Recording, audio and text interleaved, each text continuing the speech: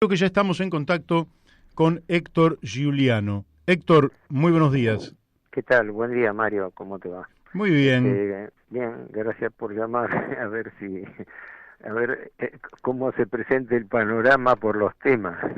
Bueno, Sí. bueno, nosotros siempre confiamos más en su capacidad de analizar el meollo de la cuestión que de la nuestra de hacer las Ah, preguntas adecuadas. Pero de todas está. formas, tengo que mover... No, pero sí, algunas, yo me anoto palabras recordatorias para hablar, pero si quieren empezar por las preguntas, lo hacemos, no hay problema. bueno, Lo yo... que pasa es esto, que te anticipo cuál es. Vivimos obviamente un momento de incertidumbre informativa total. No sabemos qué está pasando porque, digámoslo claramente, este gobierno, como todos los gobiernos, no suministra información. Entonces, lo único que podemos hacer es guiarnos por titulares de los diarios, más que titulares de los diarios, por contenido de las informaciones y deducir. Pero aclaremos esto, que no podemos dar ninguna noticia especial simplemente porque el gobierno mantiene en secreto, textualmente en secreto, todo lo que hace, que es lo que hablábamos más de una vez. No sabemos quiénes son nuestros acreedores porque el gobierno mantiene el anonimato de los acreedores de la deuda. Tampoco sabemos a quiénes se vendieron miles de millones de dólares que se fueron de las reservas del Banco Central. Se lamentan de la fuga de capitales, pero no han publicado una lista de quienes fugaron capitales. Y así sucesivamente. Así que todo lo que se diga tiene que ser casi conjetural, ¿no? Pero Claro, no, sí. ahora es interesante, Héctor, Ah, empezar por aquí, ¿no? La ausencia de una información que debería ser de acceso público, porque vivimos en democracia y no habría nada para ocultar. claro, Si no hay claro. si no hay delito, por otra parte, tampoco nada para denunciar. Pero ¿a qué atribuye que gobiernos que supuestamente son de distinto color, de distinta matriz ideológica y programática, tengan el mismo comportamiento a la hora de ocultar información que debería ser un Bueno, bien público y, accesible a y- todos? y bueno, hay una contestación directa, estructura de poder. Las estructuras de poder, que son permanentes, perviven a través de cualquiera de las administraciones de gobierno. Entonces, llámese Macri, llámese Fernández, en definitiva, cuando llegamos a los temas de fondo, se comportan de la misma manera. Es decir, en principio negando información, porque no hay forma, por ejemplo, el Banco Central no tiene forma de entrar a información interna del Banco Central. Te tenés que manejar con el cuadro, el balancete semanal, el comunicados que da el banco, pero en fin, eso es darse manija con todo lo que el gobierno oculta, ¿no? Incluso con esta pandemia de COVID, ¿no? De que se están tirando informaciones cuya veracidad es dudosa, simplemente porque es inconsistente. Ujú. Si en la Argentina están muriendo en promedio, como dice el gobierno, 500 personas por día de COVID, no se entiende que estén levantando restricciones. Claro. Pónganse de acuerdo. Antes, es decir, yo no sé nada de medicina, yo no puedo entrar a operar. Después, sin distraer demasiado, yo me he dirigido al Ministerio de Salud a pedir información. Y resulta que la información estadística del Ministerio de Salud no tiene respaldos, porque no tenían ni los certificados de defunción que garantizaban los datos de las estadísticas. Pero, en fin, perdón que me fui un No, me parece poco que es central. bandeando. No, me parece que es central porque en la democracia, la verdad es Sí, sí, que sin información no hay libertad, podríamos decir, porque uno debería tomar decisiones exacto, sobre la base del exacto. conocimiento. No se puede opinar en firme sobre datos que se desconocen. Por eso yo digo, siempre me atajo diciendo, yo me limito a las pocas informaciones oficiales que hay. Ejemplo, la deuda. No tenemos un desagregado, pero digámoslo claramente, el otro día se dio a conocer el avance mensual del stock de deuda. De eso surge que en lo que va del año el gobierno aumentó la deuda pública en 5.600 millones de dólares. y que durante todo el año pasado, gestión Fernández, el aumento fue de 12.500. Es decir, que en un año y medio el gobierno aumentó en más de 18.000 millones de dólares la deuda que recibió de Macri. De Macri recibió 336. A fin de año esa deuda estaba en 349, 350.000 millones. Ahora está en unos casi 6.000 millones más. Y la deuda sigue creciendo. Y el gobierno sigue haciendo licitaciones semanales porque le vencen en promedio más de 300.000 millones de pesos por mes. ¿Y qué hace con esos vencimientos? Retira bono viejo, entrega bono nuevo. Eso es lo que sabemos por la poca información disponible. Ahora, a quiénes, cómo los entrega, eso no está, no se publicita quiénes compran los títulos de la deuda. Son secretos.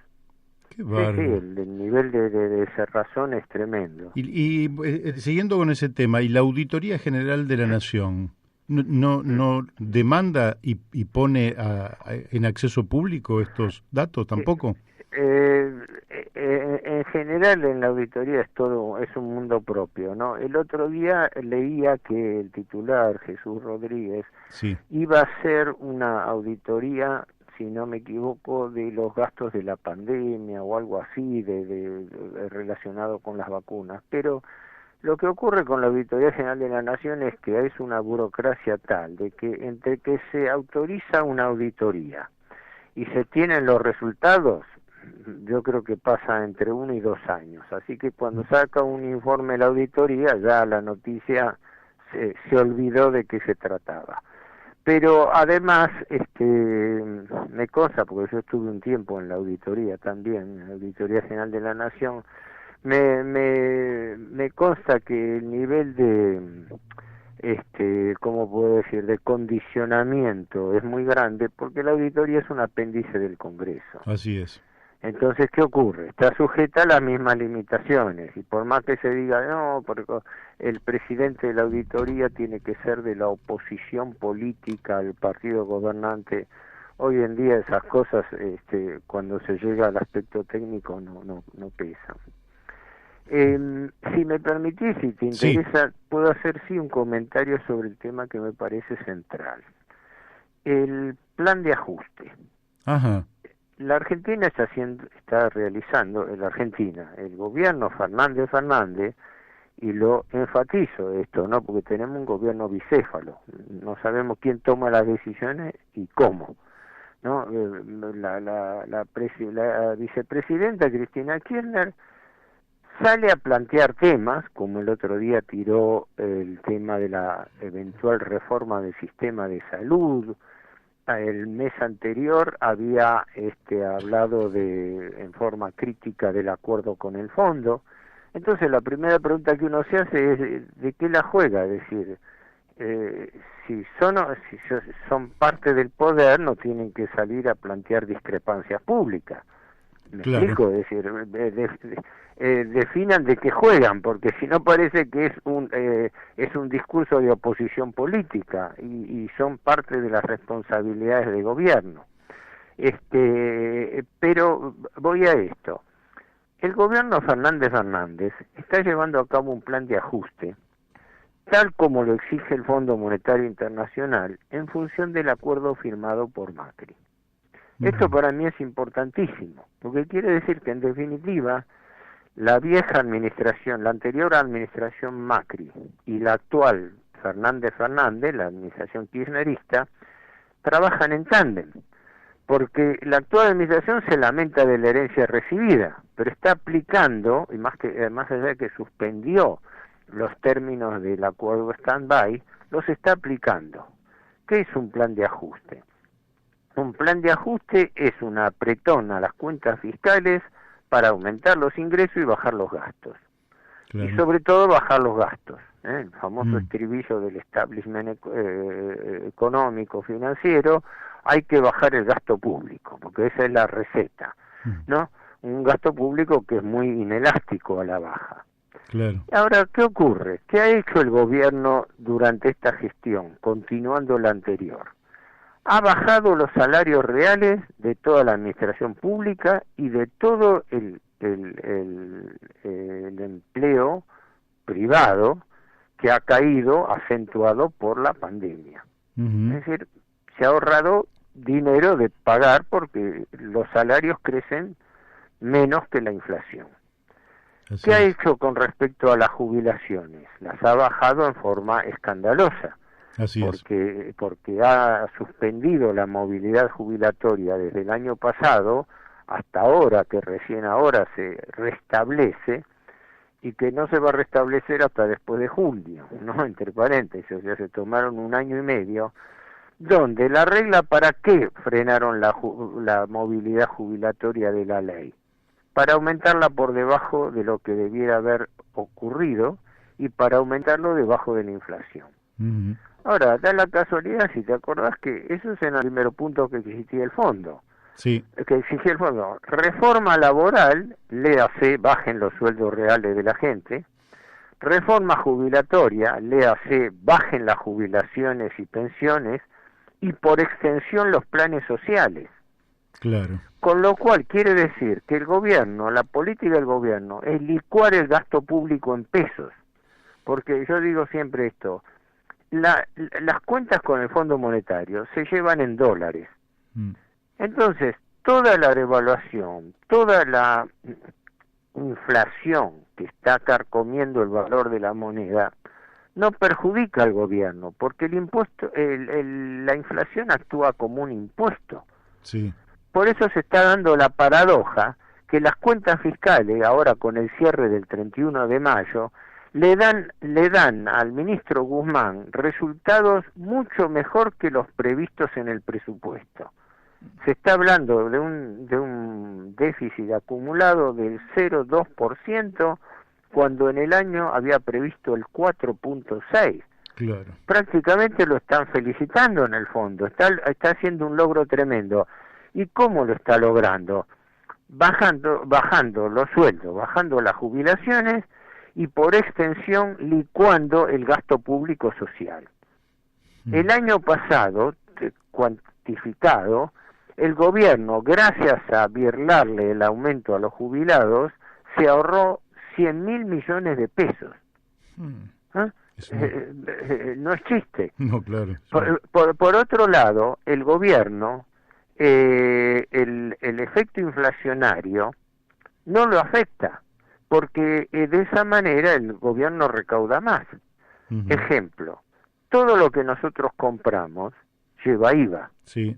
Y el IVA es el 21%, quiere decir que, salvo algunos casos especiales, bueno, artículos de primera necesidad que puedan tener una alícuota menor, quiere decir que 1/5 de todo lo que gastamos solamente ese quinto va por IVA, por impuesto al valor agregado, el fisco.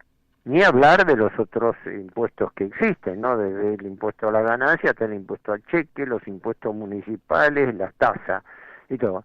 Entonces, cuando aumentan los precios, es decir, cuando crece la inflación, el gobierno no se perjudica porque la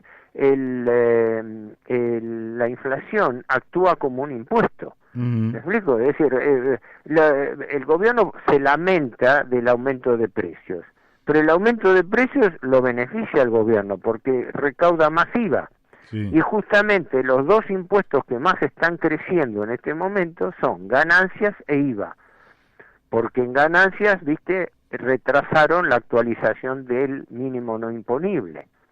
Entonces, de esa manera, recién ahora,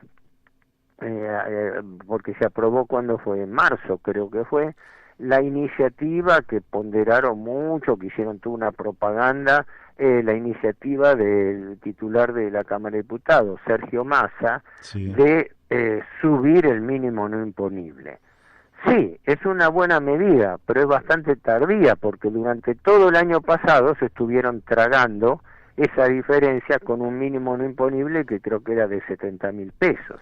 Y que, perdón, Juliano, y que una buena parte de esa masa de dinero va a financiar el déficit de las LELIQ y toda la timba financiera que sigue funcionando. Bueno, ¿no? esa es la otra cara de la moneda. Eso es lo que está pasando en el Banco Central, que no entra en esta cuenta directa y que paradójicamente, no paradójica, sintomáticamente, es ocultado porque ahora, salvo excepciones, el tema del Banco Central no está en discusión, cuando es es la sangría más grande financiera que tiene el gobierno.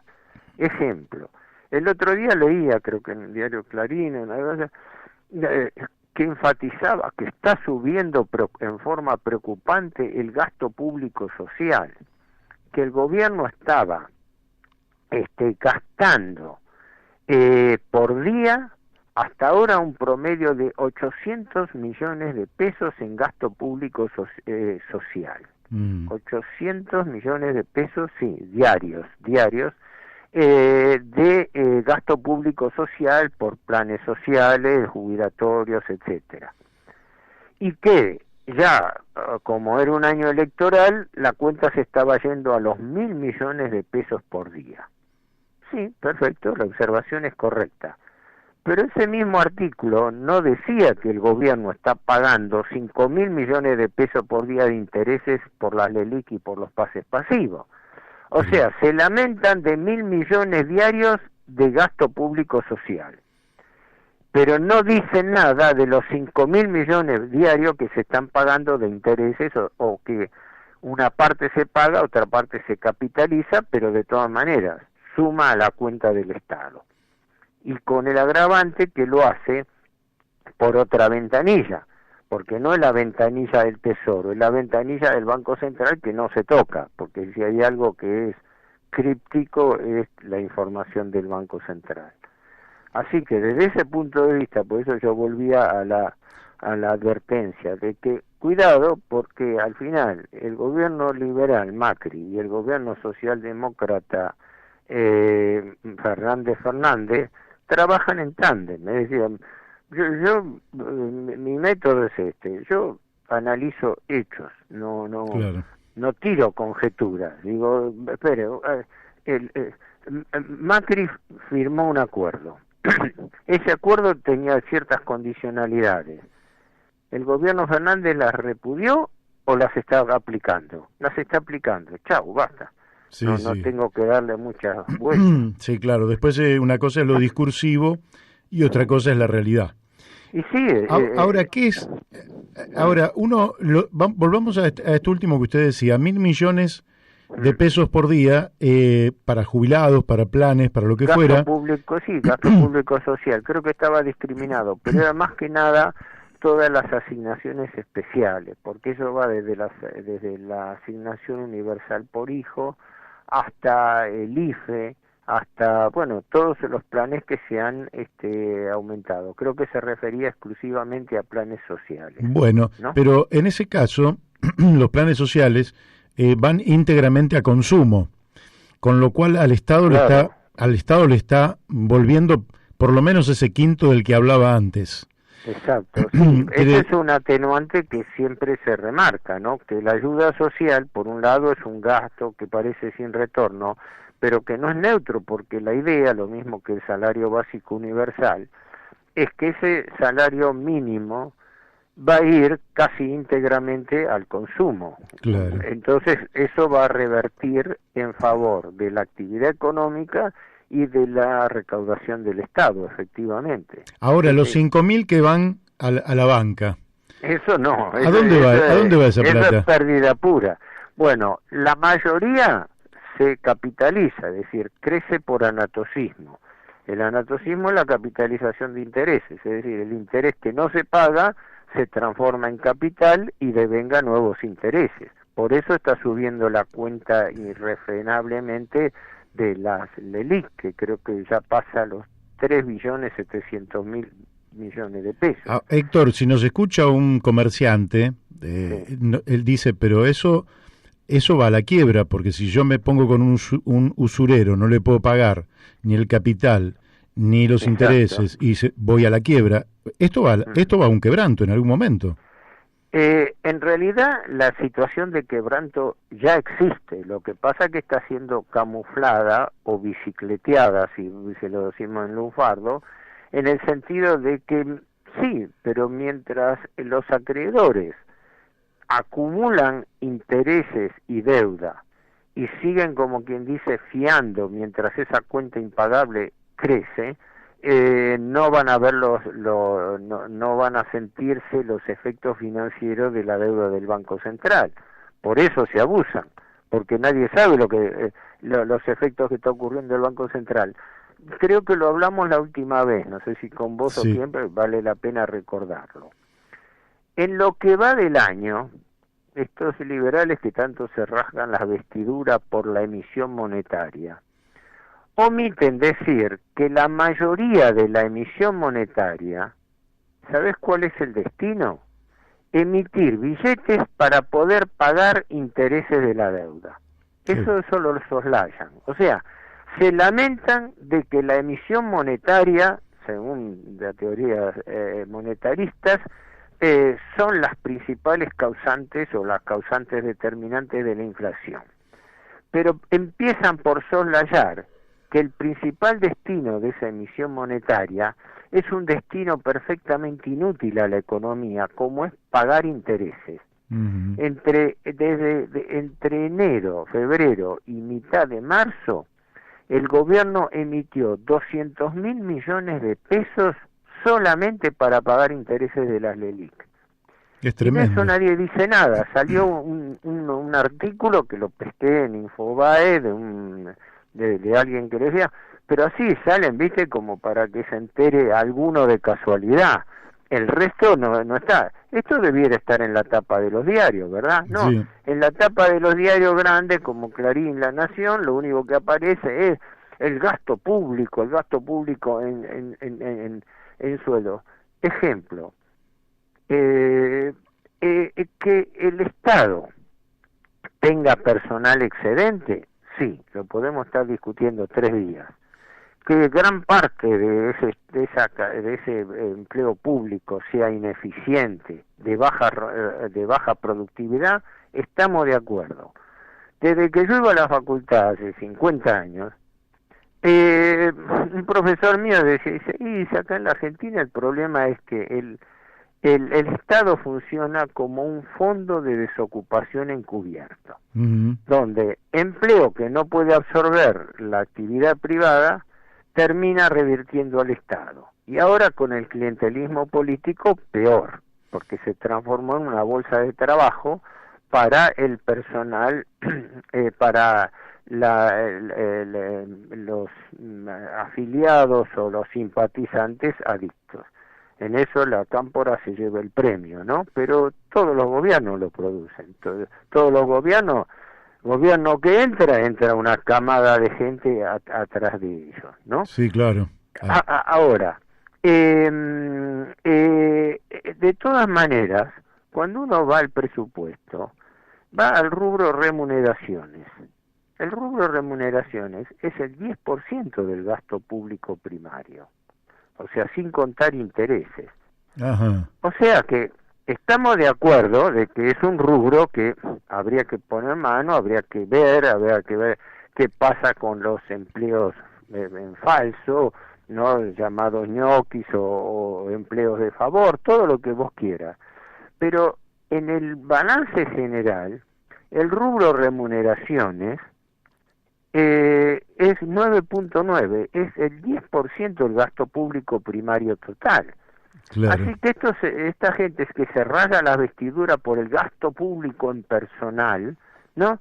No tiene en cuenta la incidencia real que tiene el gasto de remuneraciones y soslaya en cambio el costo financiero de la deuda, que se lleva 5 veces más. Ese cuadro sencillo, ¿no?, de asignación del gasto público debería estar publicado en los Sí.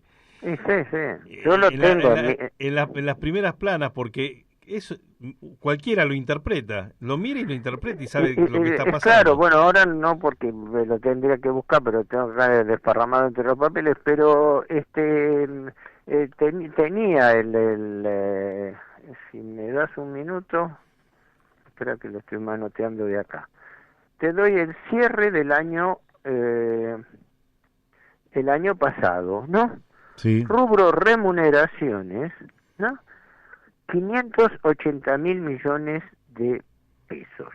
O sea, pongamos unos 600.000 millones de pesos. Yo calculé, es el 9%, miento, no era el 10%, el 9% del gasto público primario. Y los intereses, en cambio, que se están pagando, este año no, porque el año actual han sido suspendido el pago de parte de los intereses porque se capitalizaron. Pero los intereses, que equivalen a unos 18.000 millones de dólares por año, ¿no? Son 4 veces mayor, entre 4 y 4 veces y media mayor que lo que se paga en remuneraciones. Tremendo. Y de eso no dice nadie nada. Tremendo. Por eso, ¿no? El nivel de información sesgada es escandaloso, porque se distrae a la gente con gastos, incluso los del Congreso, porque el aumento del 40% que se dio al personal legislativo, después que lo aprovechen también las dietas de los legisladores, bueno, es una extensión, pero el acuerdo fue un 40% de aumento al personal legislativo, sí, que está más o menos en línea con lo que los sindicatos vienen exigiendo ahora. Moyano en camionero logró el 45%, los porteros de edificio otro tanto, y en línea con la inflación. Es en línea con la inflación, aunque en realidad pierden siempre, los salarios siempre van a perder contra la inflación, porque los salarios no recuperan la inflación pasada. A ver, en dos palabras, la inflación va carcomiendo el salario todos los días. Cada tantos meses, cuando se ajusta una paritaria sectorial, se da un aumento, pero ese aumento corre de esa fecha para adelante, o sea, la inflación pasada te la tragaste ya, claro, ¿no? Y además se da en cuotas. Ejemplo, el acuerdo que firmó el otro día, que fue hasta ahora uno de los más favorables, el gremio de camioneros, establece efectivamente un 44% de aumento, un 45% de aumento, pero cuando vos vas a la letra chica ves que en julio se va a dar un 20% de aumento. Recién en septiembre se va a dar un 12,5% más. claro. Y en marzo del año que viene se va a dar el otro 12,5%. Sí. Así que vos date cuenta que en el ínterin ese salario se fue licuando por una inflación promedio que no baja del 3 y pico %. Así que los salarios siempre por definición pierden, y lo peor es que, en mi opinión, los sindicatos son bastante cómplices de esta situación, ¿no? Bueno, Héctor, lamentablemente se nos fue el tiempo. Bueno, perdón, no sé si nos dispersamos mucho o No, pero me parece más, que quedaron una cantidad muy grande de conceptos interesantísimos, y le propongo en 2 semanas volver a charlar. Sí, con gusto. Me gustaría llamarlo más temprano y que tengamos más tiempo. Sí, no hay problema, avisándome con un mínimo de anticipación. Yo estoy bajo arresto domiciliario por COVID, pero salgo a caminar y a veces tengo que ir a Capital también, pero no hay problema, me avisás con un mínimo de anticipación y bueno, con gusto ya queda avisado. En 2 semanas lo volvemos a llamar, Héctor, pero de todas maneras nos comunicamos vía email. Le mandamos un fuerte abrazo y muchísimas gracias. No, igualmente, gracias. Buen día, adiós. Gracias. Bueno, vamos a la tanda de la radio y después volvemos con Rodrigo Gómez.